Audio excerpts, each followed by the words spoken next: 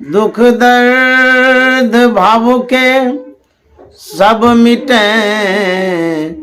सतगुरु चरण नित से ये दुख दर्द भाव के सब मिटे, सतगुरु चरण नित से ये गुरु भक्ति बिन कछु ना बने, में ही सकल संतन कही, गुरु भक्ति बिन कछु ना बने।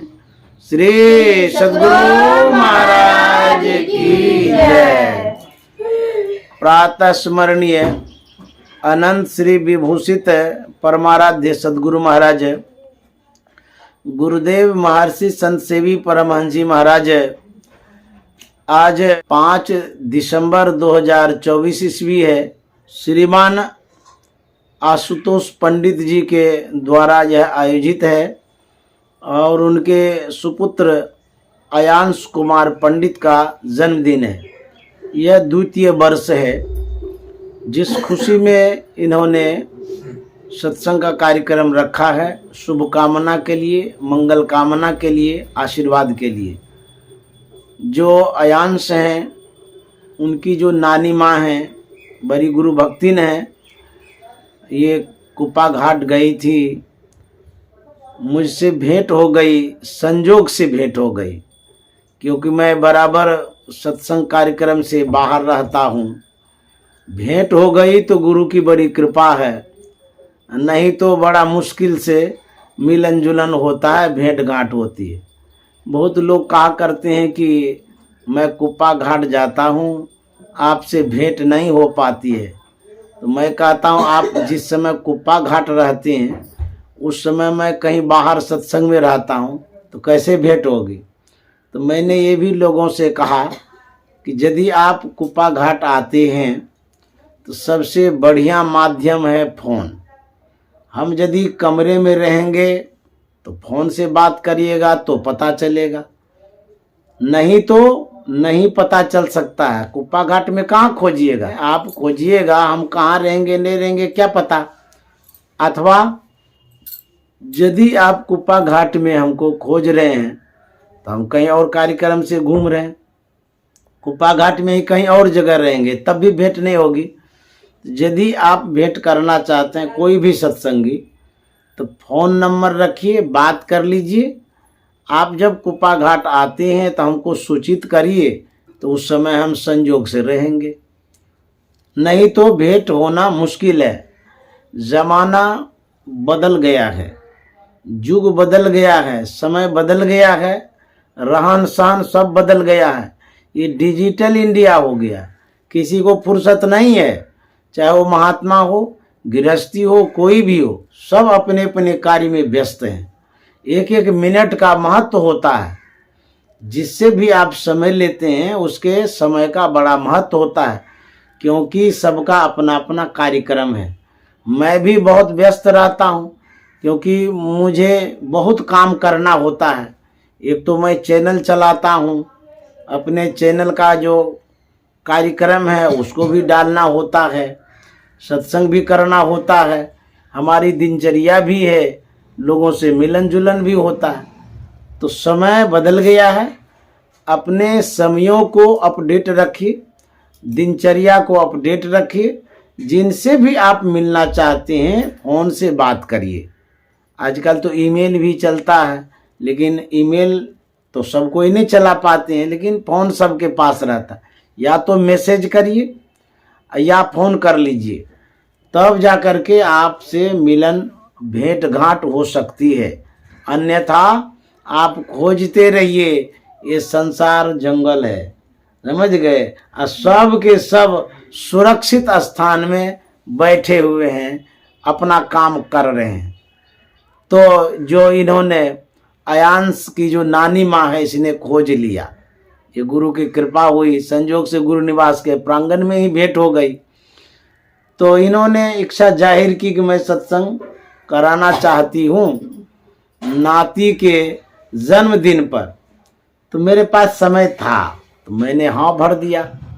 इनकी श्रद्धा भक्ति सराहनीय है। इन्होंने मुझे अपने आवास पर बुलाया।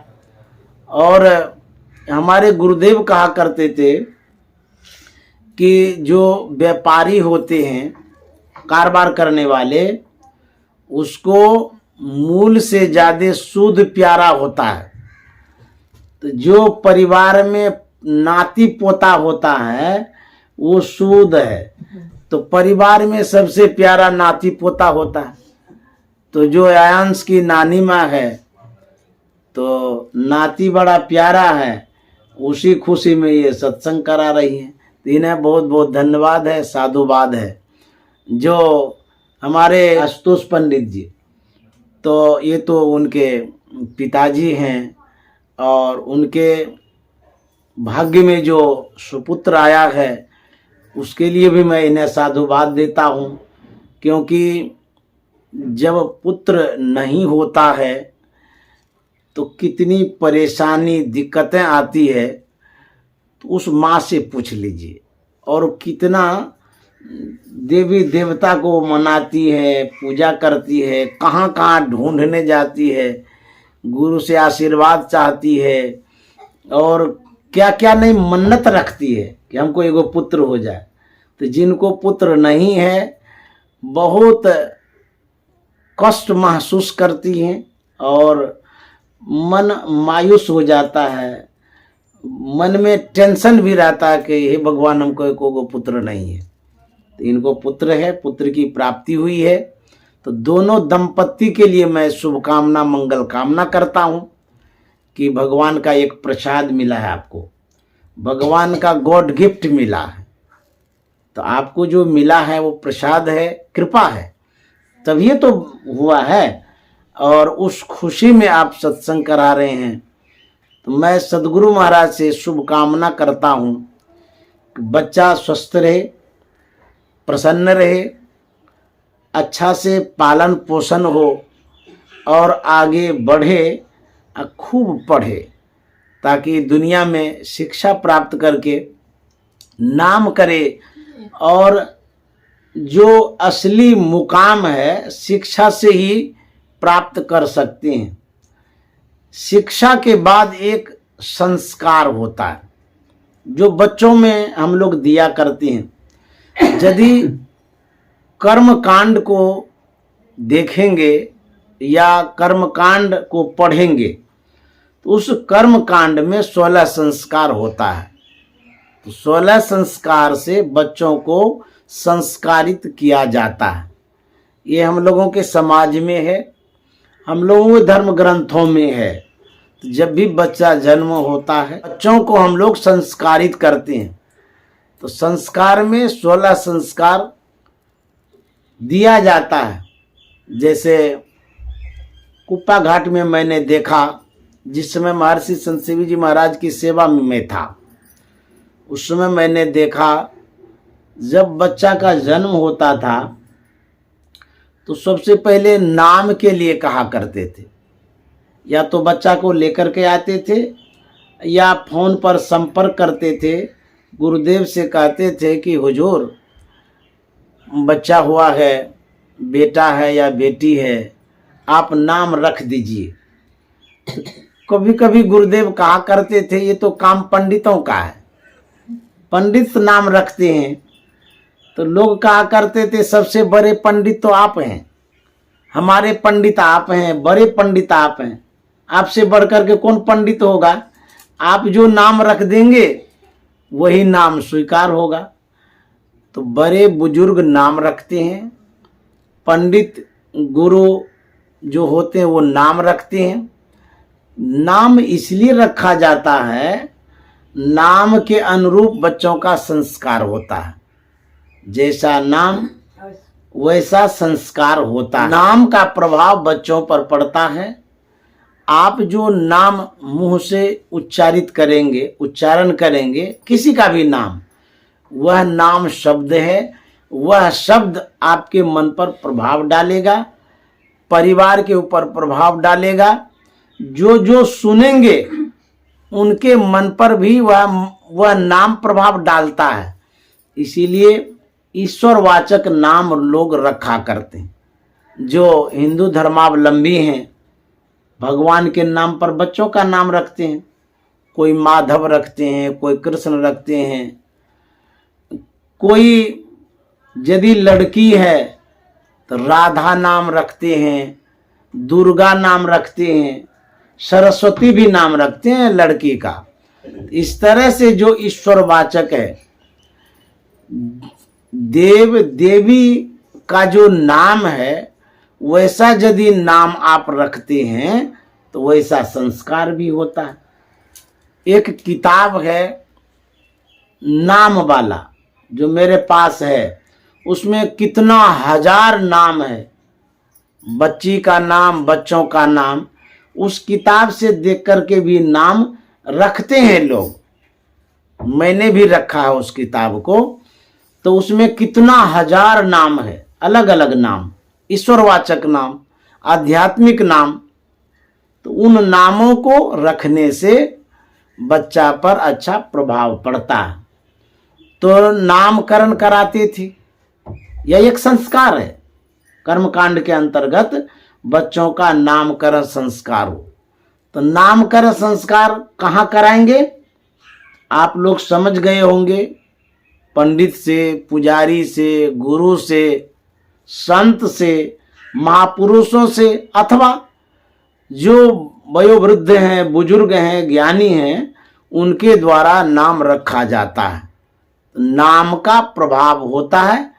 इसलिए बच्चों का जब भी नामकरण करें तो सोच के, समझ के, ये नहीं कि जैसे तैसे नाम रख दीजिए। लोग बहुत नाम रखते हैं लेकिन हीरो वाला नाम रखते हैं, जो हीरोइन है उसके नाम पर रख देते हैं। हाँ, उस नाम पर भी नाम रख सकते यदि उनका नाम अच्छा हो तो, क्योंकि जिसका नाम आप रखने जा रहे हैं, जिसके नाम पर रखने जा रहे हैं, उनके चरित्र का प्रभाव पड़ता है। जिसे गुरु नाम पर यदि रखिएगा, कोई कोई गुरु शरण रख देते हैं, गुरु नंदन रख देते हैं, गुरु सेवी रख देते हैं। ये जो शब्द है ये गुरु से संबंधित शब्द है, इसका बच्चों पर प्रभाव पड़ता है। इसीलिए जैसा तैसा नाम नहीं रखिए। हमारे हिंदू धर्मावलंबी जो होते हैं वो खोज करके नाम रखते हैं, सोच करके नाम रखते हैं, समझ करके नाम रखते हैं। तो नाम यदि आप अच्छा से रखते हैं, यह एक संस्कार है। तो हमारे गुरुदेव भी नाम रखा करते थे। बहुत सत्संग प्रेमियों के जो बच्चे हुए उनका नाम रखा गया है। एक नाम संस्कार हो गया, नाम वाला। दूसरा मुंडन संस्कार होता है। जो समय अवधि व्यतीत हो जाती है, समय बीतता है, एक समय आता है जो कि मुंडन संस्कार होता है।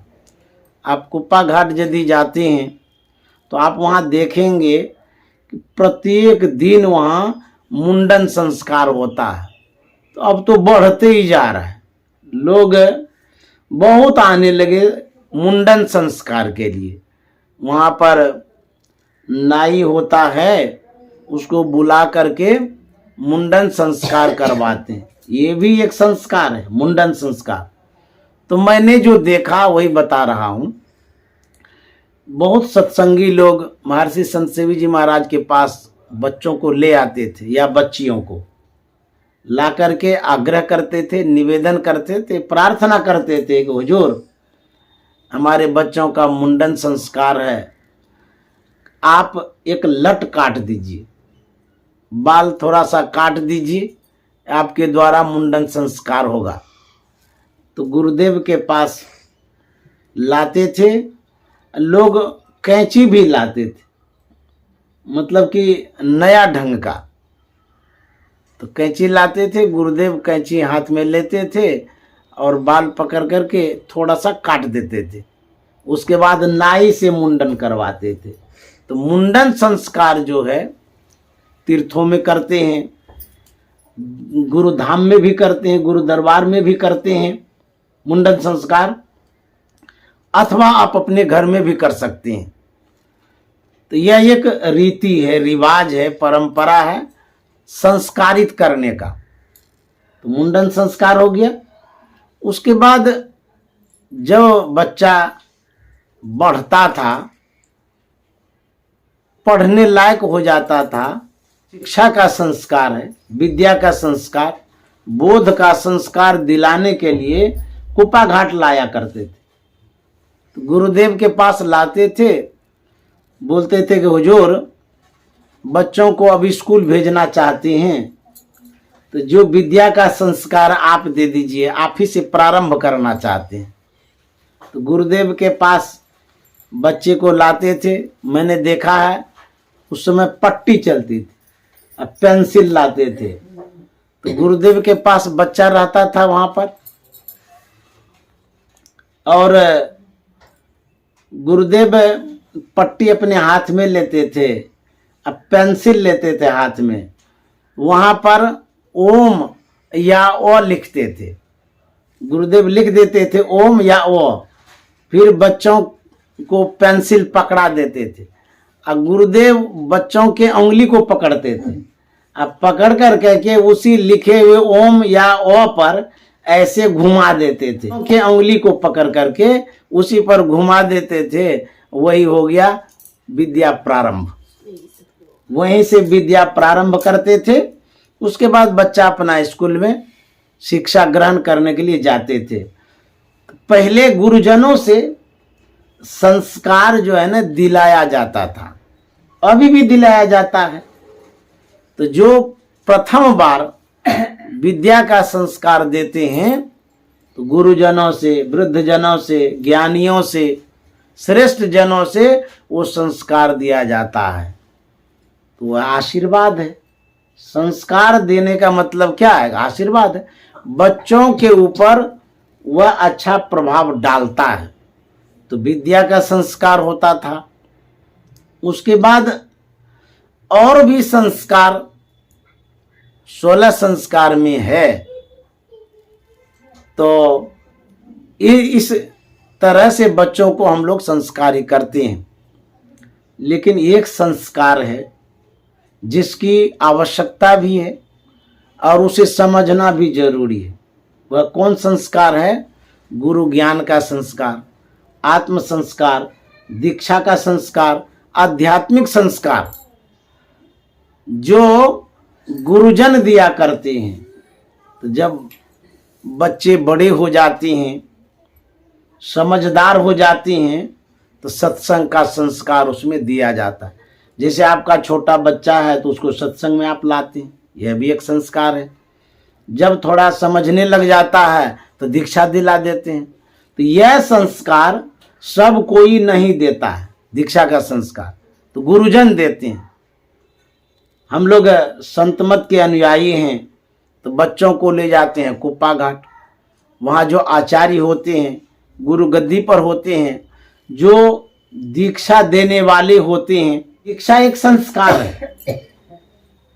इस दीक्षा संस्कार से बच्चों को उत्तम संस्कार देते हैं, अंतिम संस्कार देते हैं और मूल संस्कार देते हैं। जिन बच्चों को आप दीक्षा नहीं दिलाए, तो संत मत से नहीं जोड़े, खाली शिक्षा का संस्कार तो हो गया, लेकिन वह बच्चा संसार में भटकता भी है।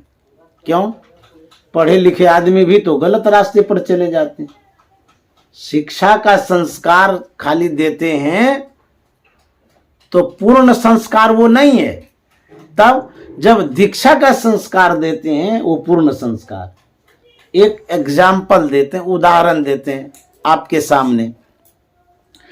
रूस और यूक्रेन में युद्ध हो रहा है, वर्षों से हो रहा है ना। पढ़े लिखे तो हैं वो लोग, जो राष्ट्रपति हैं, जो यूक्रेन के राष्ट्रपति हैं, शिक्षित तो हैं, पढ़े लिखे तो हैं, लेकिन दीक्षा का संस्कार नहीं है। भारत का जो संस्कार है वह संस्कार उनके ऊपर नहीं है। तो भारत का क्या संस्कार है जो उनके ऊपर नहीं है? भारत का संस्कार है सर्वे भवन्तु सुखिनः। ये हमारी संस्कृति है, ये हमारी सीख है, ये हमारा संस्कार है। क्या? सर्वे भवन्तु सुखिनः, सब कोई सुखी रहें। यदि ये भावना घर कर जाए किनके अंदर में, किनके मन में? जो यूक्रेन के राष्ट्राध्यक्ष हैं, राष्ट्रपति हैं, जो रूस के राष्ट्रपति हैं, यदि दोनों में ये भावना हो जाए कि सभी सुखी रहें, सभी आनंद से रहें, तो क्या लड़ाई करेंगे? युद्ध होगा? क्या खून खराबा करेंगे? बम बारिश करेंगे? तो यही संस्कार संत महात्मा देते हैं, भारत में दिया जाता है, साधु महात्मा देते हैं, गुरुकुल में दिया जाता है, गुरु दरबार में दिया जाता है। हम लोग क्या पढ़ते हैं? वसुधैव कुटुंबकम। यह संस्कार है, ये अध्यात्म संस्कार है और गुरुजनों का संस्कार है वसुधैव कुटुंबकम। इस धराधाम पर, इस पृथ्वी पर, वसुधा पर जितने मानव हैं सब हमारे परिवार हैं, कुटुंब हैं, हमारे अपने ही हैं। तो यदि आपको यह संस्कार दिया जाए कि सब अपने हैं, जब सब अपने हैं तो क्या अपनों पर आप प्रहार करेंगे? अपनों को प्रताड़ित करेंगे? क्या अपनों को परेशान करेंगे? जैसे मान लीजिए आप अपने परिवार में हैं, यदि आपके दिल में वो परिवार बसा हुआ है तो उसको दुखी देखना आप नहीं चाहेंगे, हर वक्त आप उसको सुखी देखना चाहेंगे। ठीक उसी तरह से यदि यह संस्कार सब जगह हो कि सब वसुधा पर अपने हैं, तो हम मारेंगे या लड़ेंगे? एक जमीन के लिए हम ऐसा विवाद करते हैं कि जान ले लेते हैं, गोली मार देते हैं। एक बित्ता जमीन है, उसके लिए हम दूसरे को मार देते हैं, खत्म कर देते हैं। क्यों ऐसा करते हैं? हमारे अंदर में उत्तम संस्कार नहीं है, अच्छा संस्कार नहीं है, इसीलिए इस तरह से लड़ते झगड़ते रहते हैं। ये भारत में ऐसा संस्कार दिया जाता है। हम लोग जो साधु समाज से जुड़ते हैं, साधु समाज यही संस्कार देते हैं, वसुधैव कुटुंबकम। सर्वे भवन्तु सुखिनः, सर्वे सन्तु निरामया, सर्वे भद्राणि पश्यन्तु, मां कश्चित् दुःख भाग् भवेत्। इसी संस्कार की आवश्यकता है। बच्चों को जो हम संस्कार देते हैं शिक्षा का, जरूरी है, लेकिन उसके साथ साथ आध्यात्मिक संस्कार दीजिए जो संत महात्मा देते हैं। अन्यथा शिक्षा खाली देते रहेंगे, भौतिक विद्या तो हो जाएगी, भौतिक ज्ञान तो हो जाएगा, लेकिन वह कैसा आदमी होगा? बिना लगाम का घोड़ा। बेलगाम घोड़ा जो होता है, कहाँ जाएगा, क्या करेगा, कोई पता नहीं। उसी तरह से शिक्षा के साथ साथ जो संत महात्मा सद्ज्ञान देते हैं, दीक्षा देते हैं, उसकी भी आवश्यकता है। शिक्षा, उसके बाद उत्तम संस्कार। तो आज जो हम लोग सत्संग कर रहे हैं, यह बच्चों को संस्कारित कर रहे हैं। जो अयांश कुमार है अभी तो बहुत छोटा है, अबोध है, लेकिन उस अबोध बालक के नाम पर आज सत्संग हो रहा है, इसका भी प्रभाव पड़ेगा, समझे? तो जो सत्संग करा रहे हैं वो बच्चा जब बड़ा होगा संस्कारित होगा। उसको जो अभिभावक हैं, पेरेंट्स हैं, माँ बाप हैं, वो जरूर बताएंगे कि तुम्हारे जन्मदिन पर कुप्पा घाट से बाबा को बुलाए थे, सत्संग कराए थे, तो उसके मन में एक अच्छा प्रभाव पड़ेगा, पॉजिटिव प्रभाव पड़ेगा, और वह बच्चा जरूर बगल में कुप्पा घाट है देखने जाएगा कि हमारे जन्मदिन पर बाबा आए थे इसी आश्रम से। तो वह संस्कार क्या करेगा? वह संस्कार वहां ले जाएगा जहां से यह ज्ञान आया है, अंतर में ले जाएगा, सही दिशा निर्देश करेगा, अच्छे जगह पर ले जाएगा। तो संस्कार क्या करता है? संस्कार बच्चों को एक अच्छा बोध देता है, सीख देता है, समझदारी देता है, वही समाज में नेक इंसान बनते हैं, अच्छे व्यक्ति बनते हैं। इसलिए संस्कार की आवश्यकता है। संस्कार का मतलब होता है सफाई, स्वच्छता, पवित्रता, शुद्धता, नेक। यही संस्कार का मतलब है। तो संस्कार देने का मतलब है बच्चों के अंदर में शुद्धता हो, पवित्रता हो, इंसानियत हो, सदाचारी हो, झूठ, चोरी, नशा, हिंसा, व्यभिचार से बचें। यही संस्कार है, उत्तम संस्कार है ये। आप इतिहासों को पढ़े होंगे, उन इतिहासों में माता मदालसा का नाम पढ़े होंगे। माता मदालसा जो थी वह एक आदर्श नारी और इस भारतीय संस्कृति के लिए उनका जो ज्ञान रहा है, अनुकरणीय ज्ञान रहा है। माता मदालसा आदर्श नारी हुई है हमारे इतिहास में। वह विवाह करना नहीं चाह रही थी। उनसे रिक्वेस्ट किया गया, कहा गया कि समाज का जो नियम है, परिवार का जो रीति रिवाज है, वैवाहिक बंधन में बंधना पड़ता है। लड़की को विवाह करनी होती है, नहीं तो समाज में अपकीर्ति होगी, अपमान होगा, समाज के लोग बुरी निगाह से देखेंगे। समय जब होता है, विवाह के योग्य जब लड़की हो जाती है, उस समय पर विवाह करना जरूरी होता है। तो माता मदालसा कहती थी कि हम विवाह नहीं करेंगे। तो माता पिता ने पूछा कि आखिर तुम विवाह करना क्यों नहीं चाहती हो? तो माता मदालसा ने कहा, विवाह के बाद जो संतान की उत्पत्ति होती है, न जाने कैसी संतान होगी, तो वो दुख भी देगा, परेशान करेगा, अपकीर्ति होगी समाज में यदि बुरी संतान हो जाए तो। अच्छी संतान होती है, यश और कीर्ति फैलाती है। इसीलिए हम विवाह नहीं करना चाहते हैं। कैसा पुत्र होगा, नहीं होगा, कहीं कपूत हो जाएगा तो लोगों ने समझाया कि आपकी जैसी नारी आदर्श नारी होगी, उसकी जो संतानें होगी अच्छी संतानें होगी, इसलिए विवाह करिए। तो तैयार तो हो नहीं रही थी। उनके जो पतिदेव थे उसने भी समझाया कि तुम विवाह करो, मेरे जैसे राजकुमार से शादी यदि होगी और तुम शुद्ध सात्विक नारी हो, तुम्हारा विचार बड़ा उत्तम है, संस्कारी भी हो, तुम्हारे हमारे संयोग से जो संतान की उत्पत्ति होगी अच्छी होगी, अच्छी संतान होगी, अच्छा पुत्र होगा। तो माता मदालसा ने कहा कि यदि मेरे शर्त को मंजूर किया जाए तो मैं विवाह करने के लिए तैयार हो जाऊंगी। तो बोली, तुम्हारा क्या शर्त है सो बताओ। माता मदालसा ने कहा कि जो पुत्र रत्न की प्राप्ति होगी उसकी शिक्षा दीक्षा मेरे हाथ में हो, मैं ही उसको शिक्षित करूंगी, पढ़ाऊंगी, संस्कारित करूंगी।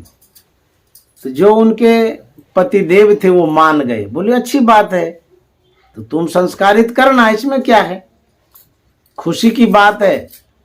तुम जो संस्कार डालोगी बच्चों में, उत्तम संस्कार डालोगी।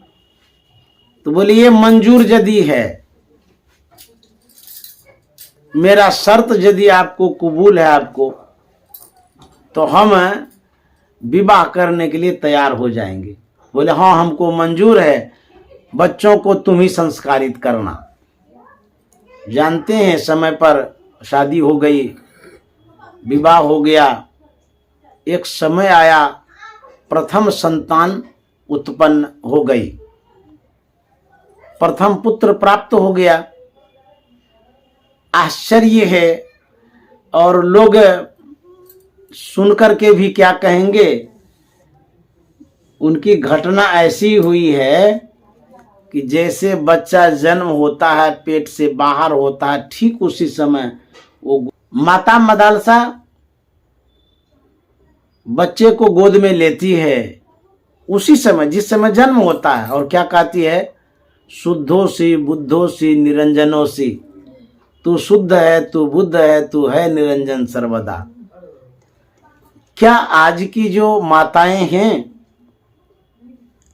ऐसा संस्कार, ऐसी सीख देते हैं? बच्चा जन्म लेते ही क्या क्या न बोलने लग जाते हैं, हम तो जानते भी नहीं हैं। लेकिन माता मदालसा से तो सीखना चाहिए ना। बाहर जैसे ही बच्चा आया, गोद में लेकर के वो क्या कहने लगी, तू शुद्ध है, तू बुद्ध है, तू है निरंजन सर्वदा। कैसी सीख है ये, हम आप नारियों को सीखना चाहिए।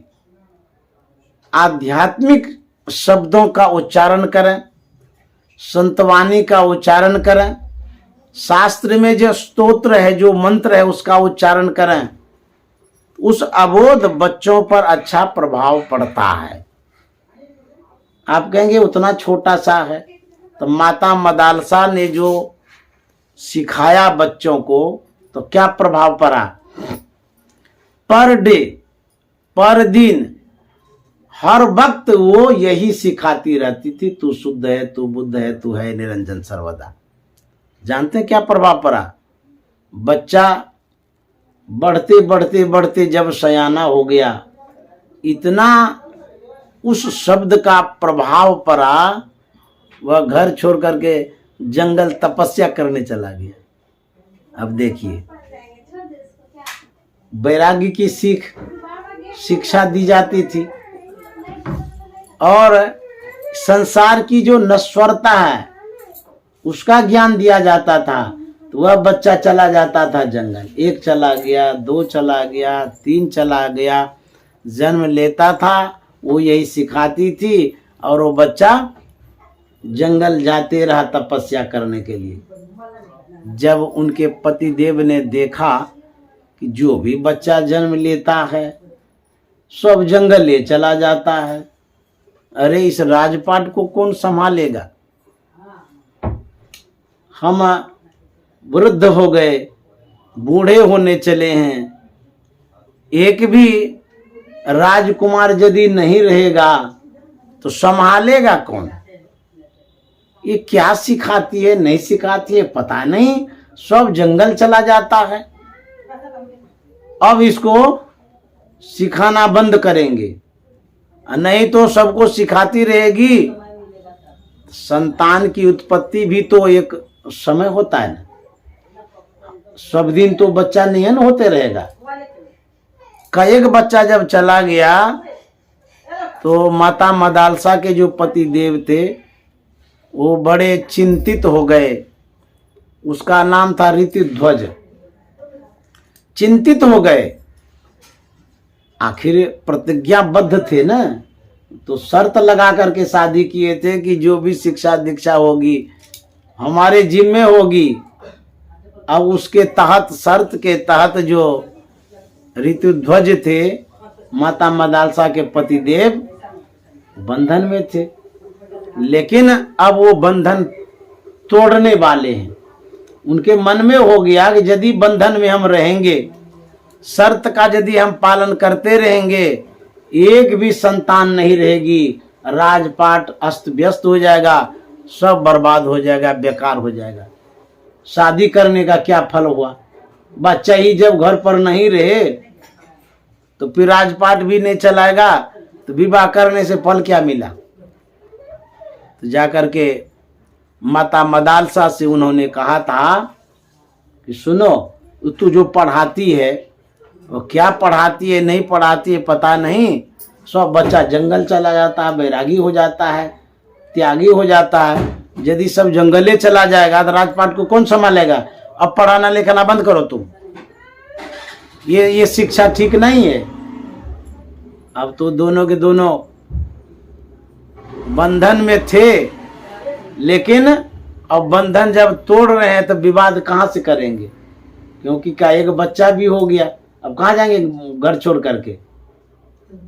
तो माता मदालसा मान जाती है बात को, लेकिन जो अंतिम बच्चा होता है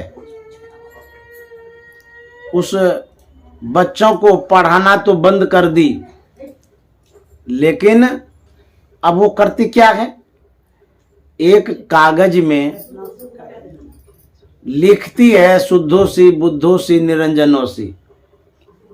जो हम लोग गले में यंत्र पहनाते हैं ना,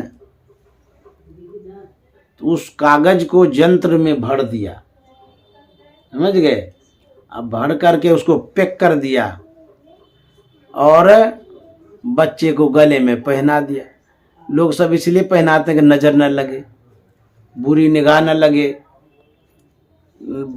बच्चों को सुरक्षित रखने के लिए पहनाते हैं, ताकि बच्चे पर नजर पड़ जाएगी तो परेशानी में पड़ जाएंगे। तो वो यंत्र में भर कर करके कागज और अंतिम जो लड़का था उसके गले में पहना देता है। जब माता मदालसा शरीर छोड़ने लग जाती है, उस समय अपने लड़कों को, जो अंतिम वाला लड़का था, उनसे वो कहती है कि बेटा, तुम यदि संकट में पड़ जाओगे, कभी विपत्ति का पहाड़ आ जाएगा, कोई रास्ता यदि नहीं तुमको मिलेगा, ऐसा करना, तुम्हारे गले में जो यंत्र है उसको खोल के देख लेना।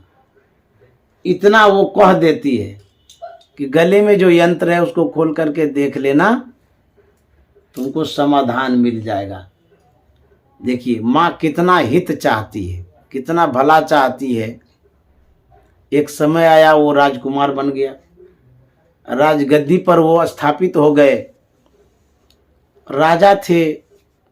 दूसरे राज्य के जो राजा थे उसने चढ़ाई कर दी, सैनिकों से वो घिर जाता है। उसके बाद उसको माँ की बात याद आती है। बच्चों को यदि आप कुछ सिखाते हैं छोटी अवस्था में, वो गांठ बांध करके याद रख लेता है कि मेरी माँ ने ऐसा ऐसा सिखाया था, मेरे पिताजी ने ऐसा ऐसा कहा था। ये सीख जो है बच्चों के लिए लक्ष्मण रेखा का काम करता है। इसीलिए बच्चों को अच्छा संस्कार दीजिए, अच्छी बात सिखाइए। तो माँ की बात याद आ गई। वह लड़का यंत्र खोलता है जो गले में था, तो जैसे खोलता है एक कागज निकला। वो कागज में श्लोक लिखा हुआ था, जो माँ की बातें होती थी उसमें लिखा था, शुद्धोसी बुद्धोसी निरंजनोसी। तू शुद्ध है, तू बुद्ध है, तू है निरंजन सर्वदा। संसार माया है, इसमें फंसना नहीं। जैसे पढ़ा उसको वैराग्य हो गया, संस्कारी था, वैराग्य हो गया। जिस राजा के द्वारा उनका राज्य घिरा हुआ था, उस राजा को बुलाता है और स्वसम्मान, माता मदालसा का जो अंतिम पुत्र था वो कहता है कि ये राज्य आपका रहा, लड़ने की कोई आवश्यकता नहीं है, आपके जिम्मे मैं देता हूँ। आप इस राज्य के अधिपति हो गए, आप इस राज्य को अपने राज्य में मिला लीजिए।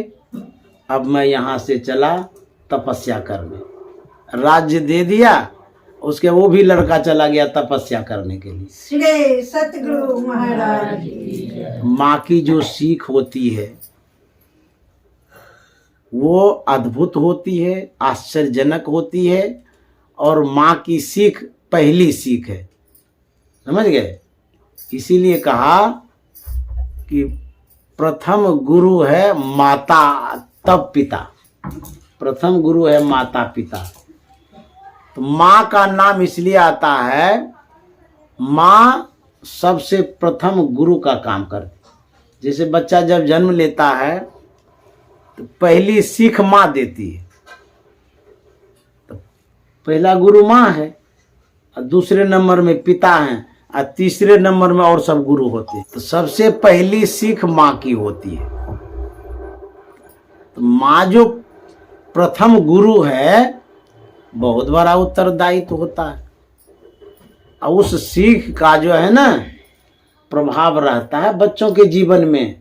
इसीलिए माँ को अच्छी सीख देनी चाहिए, अच्छी बात सिखानी चाहिए, अच्छे संस्कार में बच्चों को ढालना चाहिए। आप सुने होंगे गोपी चंद का नाम, राजा गोपी चंद। उनकी जो माँ थी, उसने भी जो गोपी चंद को सिखाया, तो वो भी बैरागी हो गए।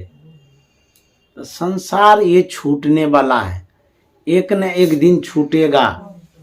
बच्चों को सिर्फ भौतिक विद्या में ही लगा के रखते हैं, तो आप अच्छे माता पिता का काम नहीं कर रहे हैं। तब यदि आप उत्तम माता पिता हैं, संस्कारी माता पिता हैं, तो भौतिक शिक्षा के साथ साथ गुरु का ज्ञान दीजिए, आध्यात्मिक ज्ञान दीजिए, अच्छा संस्कार डालिए। शिक्षा और संस्कार दो पलड़े हैं। जैसे घर में दो पिलर होता है तो घर टिका रहता है, एक पिलर रहेगा तो घर नहीं टिक सकता है। तो प्रथम पिलर जो है वह शिक्षा है, और दूसरा पिलर संस्कार है। तो संस्कार और शिक्षा दोनों जरूरी है। तो जो भौतिक विद्या है वो स्कूलों में, कॉलेजों में मिलती है। जो आध्यात्मिक विद्या है वो गुरुजन देते हैं, गुरुकुल में देते हैं, गुरु दरबार में दिया जाता है, संत महात्मा देते हैं। तो शिक्षा और संस्कार बच्चों में जरूरी है। अच्छा, जो माँ बाप संस्कारी होंगे वही तो संस्कार देंगे, जो माँ बाप सत्संगी होंगे वही तो सत्संगी वाला संस्कार देंगे। यदि माँ बाप सत्संगी नहीं है तो बच्चों को ये संस्कार नहीं दे सकते, क्योंकि उनको पता ही नहीं है।